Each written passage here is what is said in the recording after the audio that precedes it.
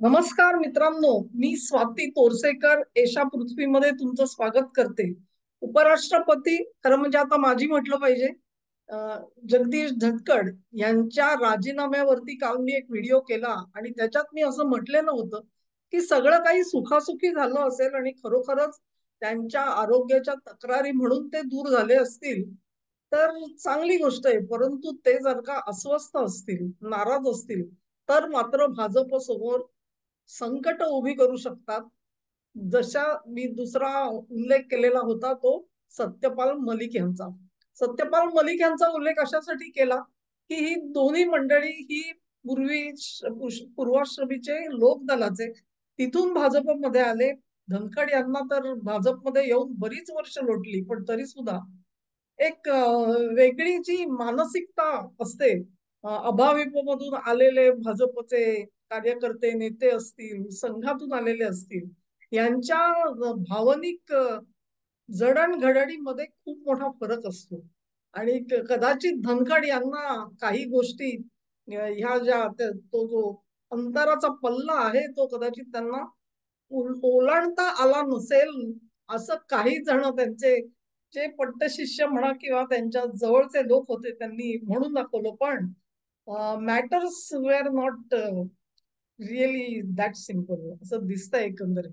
कारण आता हे राजीनामा नाट्य जे झालेलं आहे त्याच्याबाबत कोणीही दुजोरा देणारी बातमी तर सांगत नाहीये, परंतु त्या दिवसभरामध्ये काय काय घडलं त्याचा अन्वयार्थ लावण्याचा प्रयत्न लोक करतायत. अनेक व्हिडिओ आलेले आहेत, तुम्ही बघितले असतील. आणि त्यातला मला आवडलेला सर्वात चांगला व्हिडिओ जो होता तो राजदीप सरदेसाईंनी पी चिदंबरम यांचा घेतलेला इंटरव्ह्यू. अगदी उण्यापुऱ्या एक 10-1 मिनिटाचा व्हिडिओ असेल, पण त्याच्यामध्ये चिदंबरम यांनी काही मुद्दे अतिशय प्रभावीपणे मांडले. त्यांनी कुठेही सध्याची जी कॉन्ट्रोव्हर्सी आहे त्याला स्पर्श न करता सुद्धा अनेक महत्वाच्या बाबी सांगितल्या आणि म्हणून मला तो इंटरव्ह्यू अतिशय आवडला. अर्थातच चिदंबरम मुत्सद्दी आहेत आणि हुशार आहेत, बुद्धिमान आहेत. त्यांची आणि आपली विचारधारा एक वेळ एक नसेल किंवा त्यांची जी एकंदर भ्रष्ट कारभाराची प्रतिमा आपल्या डोळ्यासमोर आहे, हिंदू दहशतवादाबद्दलचे त्यांचे जे विचार आहेत, या सगळ्या गोष्टींमुळे आपण भावनिकरित्या आणि बुद्धीने चिदंबरम यांच्यापासून कोसो दूर जरी असलं तरी देखील एक बुद्धिमान व्यक्ती म्हणून ते ह्या सगळ्या घटनेकडे कसं बघतात, ह्याच्या बाबत मला उत्सुकता होती आणि तो इंटरव्ह्यू मला अतिशय आवडला. धनखड यांच्या बाबतीत असं सांगितलं जातं, आपण बघितलं की गेले वर्षभर जवळजवळ त्यांनी न्याय व्यवस्थेवरती ताशेरे झोडायचं काम केलेलं होतं.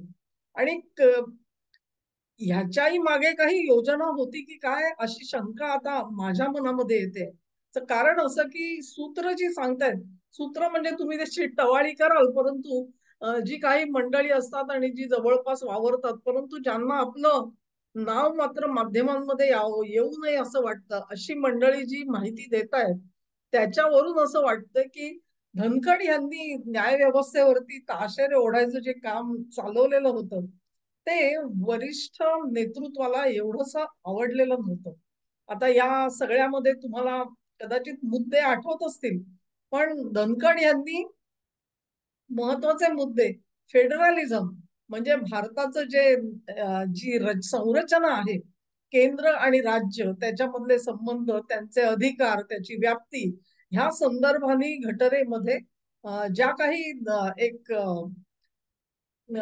तरतुदी नेमलेल्या आहेत, तर त्याच्या बाबत म्हणजे भारत एक संघराज्य म्हणून त्यांचे जे विचार होते आणि एकंदरीत न्यायपालिकेचे विचार, ह्या मुद्द्याच्या वतीने त्यांनी अतिशय परखड असे विचार आपले मांडलेले आपल्याला दिसले, जे तत्कालीन ज्युडिशियरी जी होती त्याच्यापासून वेगळे होते. दुसरा महत्वाचा मुद्दा त्यांनी जो मांडलेला होता तो केशवानंद भारती खटल्याबाबतचा. या खटल्यामध्ये एक महत्वाचा निर्णय आला की घटनेची जी मूळ रचना आहे, बेसिक स्ट्रक्चर जो गाभा आहे, तो गाभा बदलणारी कुठलीही घटना दुरुस्ती ही घटनात्मक असू शकणार नाही, ती अल्ट्रा व्हायरस म्हणजे घटना बाह्य ठरवली जाईल. हा जो निर्णय आलेला होता, या निर्णयाच्या विरोधामध्ये सुद्धा धनखड यांनी आपली स्पष्ट मतं मांडलेली होती. सगळ्यात महत्वाचं असं की हे भाषण त्यांनी अशा एका समारंभामध्ये केलं जिथे माजी सरन्यायाधीश डी.वाय. चंद्रचूड उपस्थित होते आणि त्यांच्या समोर त्यांनी हे मला वाटतं कदाचित यशवानंद भारती खटला, बेसिक स्ट्रक्चर आणि चंद्रचूडांचे तीर्थरूप जे स्वतः सरन्यायाधीश होते भारताचे, त्या बाबतीत सुद्धा थोडासा ओव्हरलॅप असण्याची शक्यता आहे आणि त्यांच्या समोर त्यांनी ही विधानं केलेली आपल्याला दिसून आली. तेव्हा एक ना दुसरी अशा अनेक बाबतीमध्ये धनखड हे परखडपणे आपली भूमिका मांडत होते. जस्टिस वर्मा यांच्या घरी ज्या वेळेला अनेक नोटा सापडल्या जळीत, ते सगळं प्रकरण बाहेर आलं त्यानंतर सुद्धा त्यांनी न्याय व्यवस्थेला धारेवर धरण्याचा प्रयत्न केलेला होता. तेव्हा अशा प्रकारे तुम्ही जर का म्हणाल की हे सगळं वर्षभर चाललेलं होतं आणि कदाचित मी असेन किंवा माझ्यासारखेच अनेक जी समाज माध्यमांशी जोडले गेलेले समर्थक म्हणा किंवा भाजपचे चाहते, ह्या सगळ्यांना धनखड जे बोलत होते ते अमाप आवडून गेलेलं होतं. मी माझ्या पहिल्या व्हिडिओमध्ये सुद्धा म्हटलं की त्यांची ही जी भूमिका होती, या भूमिकेमुळे त्यांनी अनेक सुजाण नागरिकांचं लक्ष आपल्याकडे वेधून घेतलं आणि हा हा एक माणूस आहे जो निदान आजच्या न्याय व्यवस्थेमध्ये काय त्रुटी आहेत ह्याच्यावर बोलण्याचा प्रयत्न करतोय, असं एक चित्र उभं राहिलेलं होतं. आणि मग ह्या चित्राशी सुसंगत अशी ती एक हिरोइझम म्हणू आपण, अशी भूमिका त्यांनी मांडताना आपण त्यांना सतत बघितलं. ह्या एका सगळ्या प्रकारानंतर सरकार आणि न्याय व्यवस्था यांच्यामध्ये उपराष्ट्रपती पदावरची व्यक्ती ज्यावेळी अशा प्रकारे टीका करते तेव्हा ती टीका ही सरकारी गोटातून तर होत नाही ना, अशी शंका कोणालाही येईल. जर का आपल्या सगळ्यांना ते आवडत होतं तर जर का न्यायव्यवस्थेने सुद्धा तसा ग्रह करून घेतला असेल तर त्यांना दोष देता येत नाही. आणि मग न्यायव्यवस्था आणि सरकार ह्यांच्यामध्ये सख्य नको आहे पण वेमना सुद्धा नको आहे. एक निकोप अशी स्पर्धा असावी या बाबतीमध्ये कोणाचंही दुमत नसेल, परंतु अशी जी विधानं होत होती त्याच्यामुळे तो दुरावा वेबनाव वाढत चाललेला होता आणि ही बाब कदाचित केंद्र सरकारला पसंत नसेल, त्यांना कदाचित सांगितलं गेलं असेल, परंतु धनखड हे धनखड होते आणि त्यांचं स्वतंत्र व्यक्तिमत्व बघता त्यांना त्या गोष्टी ज्या आहेत त्या आवडता आल्या नसतील असं मी कालपर्यंत म्हटलं असतं, परंतु आज जे इनपुट्स अवेलेबल आहेत त्याच्यावरून मात्र आपल्याला तसं म्हणता येत नाही. आणि हे का असा प्रश्न तुम्ही मला विचाराल, कारण जर का तुम्ही न्याय व्यवस्थेच्या स्वतंत्र कारभाराबाबत किंवा जी काही आज अवस्था आहे न्याय व्यवस्थेची त्याच्यावरती तुम्ही जर का परखड टीका करत असाल तर मग स्वतः बार कौन्सिलचे अध्यक्ष होते, अत्यंत वरिष्ठ वकील म्हणून त्यांनी काम केलेलं आहे, सर्वोच्च पातळीपर्यंत काम केलेलं आहे. तर अशा धनखडांकडून काही अपेक्षा होत्या आणि त्या काय अपेक्षा होत्या लक्षात घ्या. बिनसला कदाचित कुठे असेल की जिथून त्याला म्हणतात ना पॉइंट ऑफ नो रिटर्न, अशी अवस्था कदाचित आलेली असेल ती शेखर यादव यांच्या बाबतीत. शेखर यादव स्वतः न्यायमूर्ती आहेत आणि त्यांनी एक समारंभ विश्व हिंदू परिषदेने आयोजित केलेला होता. तिथे बोलताना त्यांनी सनातन धर्माच्या संदर्भाने काही विधानं केली ज्याच्यावरून प्रचंड गदारोळ उठलेला होता. ही घटना कदाचित जानेवारी 2025 किंवा फेब्रुवारीच्या दरम्यान घडलेली होती.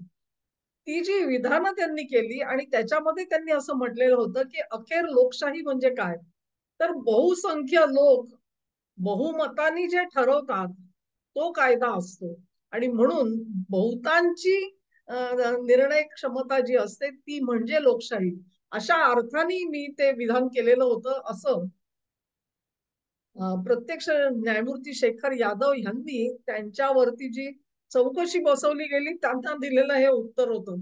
पण हे उत्तर जे आहे ते काँग्रेस आणि कटमुल्ले यांना काही त्यांच्या घशाखाली उतरत नव्हतं. तेव्हा न्यायमूर्ती शेखर यादव ह्यांना काही ना काहीतरी शिक्षा जरूर झाली पाहिजे असं मत या मंडळींचं झालेलं होतं. आणि त्यांनी एक काम केलं. त्यामुळे लक्षात घ्या, अतिशय सेन्सिटिव्ह, संवेदनशील असा मामला आहे. एक न्यायमूर्ती हा व्हीएचपीच्या प्रोग्राम मध्ये जातो आणि तिथे काही विधानं करतो, त्याच्यावरती राजकीय आक्षेप घेणारे हे जे घटक आहेत त्यांनी राज्यसभेमध्ये त्या न्यायमूर्तींच्या विरोधामध्ये आपण ज्याला म्हणतो इम्पिचमेंट प्रोसिडिंग सुरू केली. आणि त्याच्यासाठी जो अर्ज द्यावा लागतो सभापतींकडे, तसा अर्ज त्यांनी सबमिट केलेला होता. आता ह्या अर्जावरती त्यांचं म्हणणं असं आहे की रिक्वायर्ड सिग्नेचर्स होत्या, 63 लोकांनी त्याच्यावरती सही केलेली होती आणि ती धनखडांकडे दिलेली होती. धनखडांनी त्याच्यावरती 6 ते 7 महिने काहीही कारवाई केली नाही. की ते जे मॅटर आहे ते त्यांनी दाबून ठेवलेलं होतं, असा आरोप हा त्या मुलाखतीमध्ये चिदंबरम यांनी केला. चिदंबरम म्हणाले की ते प्रकरण जे आहे ते त्यांनी 7 महिने मागे ठेवायची गरज नव्हती. त्याच्यावरती काही ठिकाणी जे स्पष्टीकरण दिलं गेलेलं आहे ते असं होतं की ह्या 63 सह्या होत्या खऱ्या, परंतु त्याच्यामध्ये काही डुप्लिकेट सह्या होत्या. आणि ती डुप्लिकेट सही तुम्ही केलीत का असं जर का त्या खासदाराला विचारलं जेव्हा, तेव्हा त्यांनी सांगितलं ही सही मी केलेली नाहीये. तेव्हा अशा प्रकारे फ्रॉड्युलंटली एक इम्पिचमेंट प्रोसिडिंग्स शेखर यादव यांच्या, न्यायमूर्ती शेखर यादव यांच्या विरोधात आणण्याचा प्रयत्न करणारी ही एलिमेंट्स कोण आहेत लक्षात घ्या. आणि ह्या एलिमेंट्सना असं हो होतं की धनखड यांनी आपली नोटीस जी आहे ती स्वीकारावी. धनखड यांनी ते मागे ठेवलेलं होतं कारण त्या सगळ्या प्रकरणाची छाननी आणि पडताळणी चालू होती.